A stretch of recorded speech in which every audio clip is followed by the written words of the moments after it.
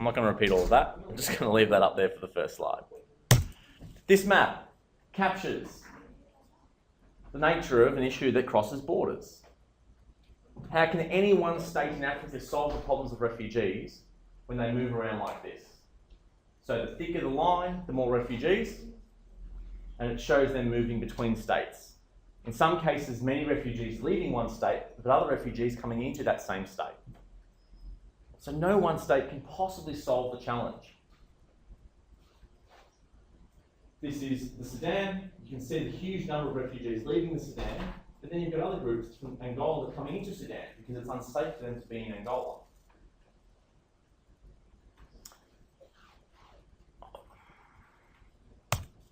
Two videos which capture different sides of the issue of refugees.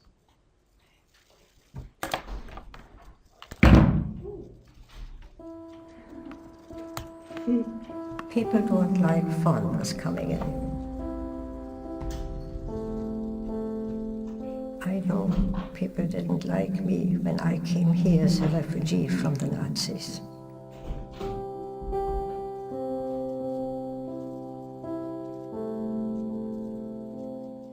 I escaped. Many millions didn't.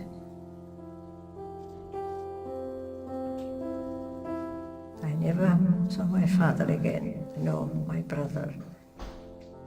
When Hitler came after the Jews, we had no legal rights to go into any other country.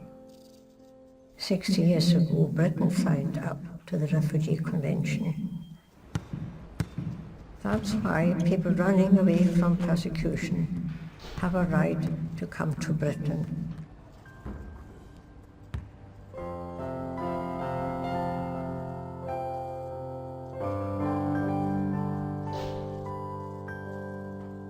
I was a child. I was a child. There was war. And we were persecuted. I had to get out. I had to get out. To save my life. To save my life. Thanks to the Refugee Convention, me and my family survived. I became a nurse. One day, I'll play basketball for Scotland.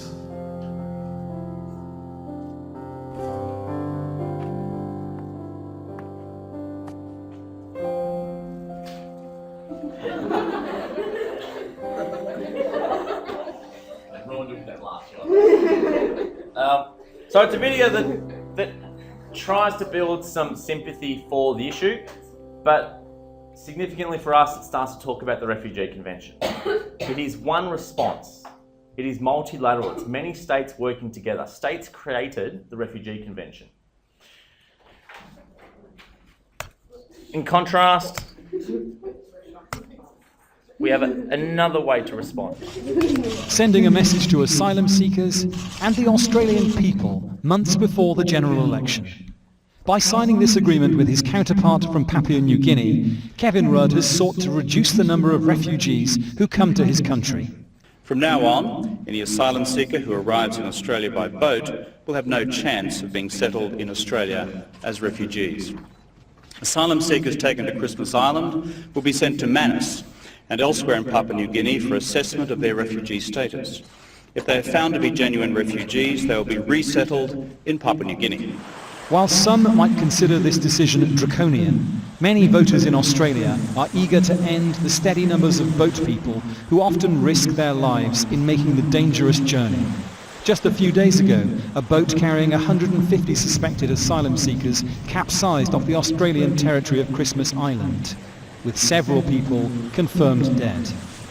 In the last 2 years, the number of arrivals has increased starkly, rising from more than 4,500 passengers in 2011 to more than 17,000 passengers last year.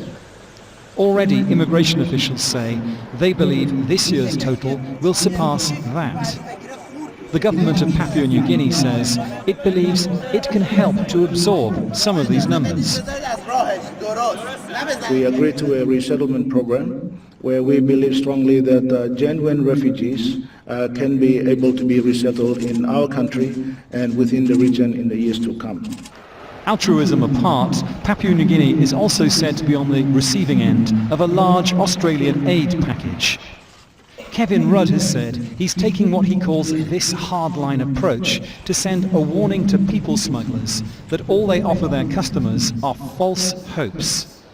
But it's also a warning to his opposition of how tough he's prepared to be to win the coming election. Dominic Kane, Al Jazeera. So Australia and Papua New Guinea working together to solve a crisis, an issue. Now, we're not going to get too caught up in the issue right now because we don't need to know it in great detail. It's just going to be our example. But this map tries to capture a bit of the issue, why it requires a multilateral resolution, many states working together. So the boats that end up arriving in Australia don't just originate in Indonesia, the people don't just originate in Indonesia. It's an issue that crosses many borders.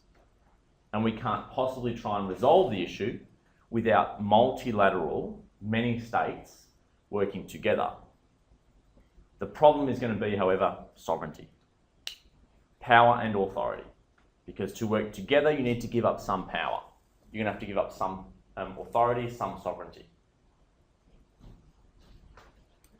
If we go in more closely, the cities in the red are places where boats tend to depart from. Again, the problem is going to require some cooperation between Australia and Indonesia. And so if the two states are hell-bent on protecting their sovereignty and not working together, then the problem is unlikely to be resolved. What sovereignty are they giving up by working with other people? Well, if we accept that, it depends how you want to resolve the issue. So there are about 15 million refugees in the world, and they want to find somewhere safe to be. So being a refugee isn't about being poor, it's about being unsafe or persecuted. So you leave because it's unsafe to be where you are. So the rest of the world, the states who are safe, generally accept they need to accept some of the burden. So states like Australia, Canada, New Zealand, UK, Germany, Australia, they all agree to accept a certain number of people. So right there, we're giving up the authority to reject these people. So we've signed an international law called the Refugee Convention, so we can't reject these people. So we've given up the authority or the power to decide who comes into our country. But that only occurs if you've signed the treaty. So if you haven't signed an international law, you don't have to do anything. So Indonesia hasn't signed the Refugee Convention, they won't accept any refugees in their country. We have, and about 144 other states have signed the Refugee Convention. So those states have to accept refugees. Is it as big an issue in New Zealand? No, because New Zealand gives them community release. So anyone who arrives in the boat, they ask them for all the information, they give them a health check, and they release them into the community.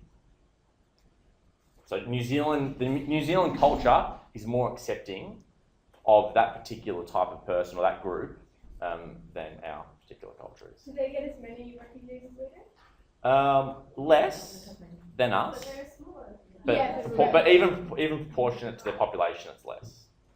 So it's less of a political issue as well because both sides of politics over there agree on what to do. They're happy with their solution.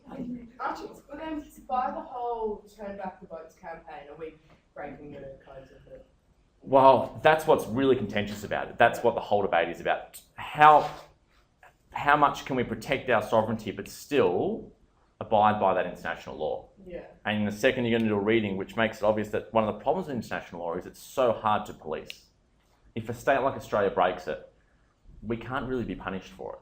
States break them all the time or they ignore international law when it suits them. But because don't a lot of them leave Australia and go into Indonesia, into Indonesian waters? So the reverse. So most of the people who arrive in Australia by boat come from Indonesia.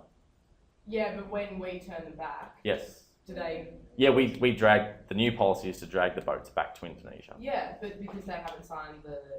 Yeah, so the boats they land up on the sand, the asylum seekers get off and they just try and find some food and they stay in any housing they can find.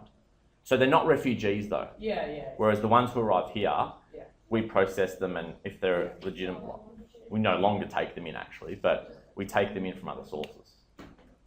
Why is it really only Indonesia that's sort of involved with the whole conflict with Australia? Like, why doesn't Australia sort of go more to the source if like none of them are really Indonesia now come to one place?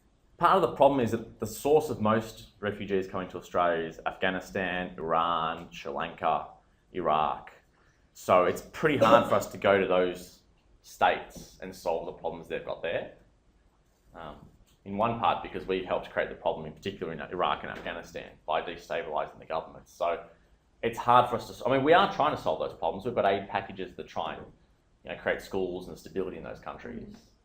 But 15 million refugees is a lot, so it's not a problem that we can solve on our own. It's going to have to involve many states. So, what's the challenge? Because this topic is challenges to state sovereignty. We've got whatever we want to call them, and these are some of the phrases that they're called: boat people, illegal immigrants, people traffickers, asylum seekers. This thing, these different peoples, represent a challenge. They're a challenge because states struggle to control irregular people movement. You've got boats coming and going all the time, and you've got people coming off the plane and then claiming asylum. So all of this is a challenge to Australia's ability to control their territory. Because sovereignty is always about authority and power over your territory. If boats are arriving and going, you've got people getting off them and walking through the streets, it challenges Australia's sovereignty. It challenges their ability to control who comes and goes.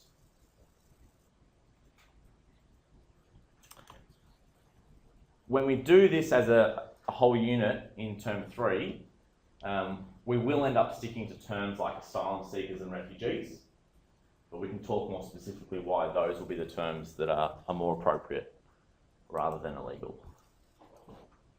Because you'll actually go through the laws, international laws, and you'll be able to establish why there's nothing illegal about arriving on a boat without a passport.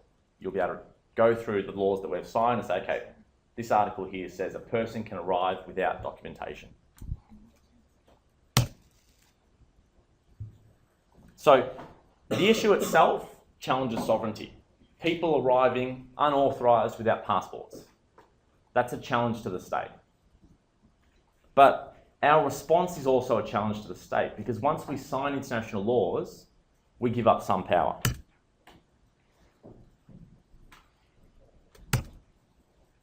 Just a couple of dot points. These issues are often called third agenda issues. This is one of the terms in your holiday homework. And the key here is going to be our response, international laws. We decided to sign the Refugee Convention. I should probably have written that down, the Refugee Convention. That's the law we're talking about. We didn't have to sign it. We can unsign it if we like, or de-ratify. So we can get out of this whole problem by just unsigning the Refugee Convention. But we recognise that the problem isn't going to be solved with states pulling out and not working together. Western democracies, governments like Australia realise that it's only going to be solved by working together and signing treaties like laws like the Refugee Convention. But we have to give something up. It's a form of social contract. If you want to live in a society with people, you have to abide by particular laws. It creates order.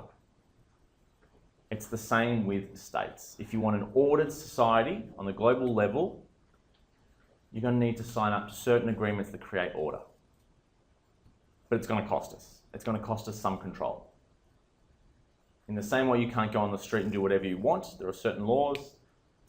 In the international arena, it's going to cost you some control as well. As I said, states can choose us not to adhere to these. That video link is the same as the one you just saw about Australia taking less and less refugees. So, to break it down, you've got different challenges around the world or issues that challenge sovereignty. One of them is the challenge of refugees. They challenge Australia's sovereignty because boats arrive unauthorised, and our response challenges our own sovereignty because we're giving up power. Okay, your subject reader, page 13, 14. Have a read. Note take with a pen, not a highlighter. 5 questions.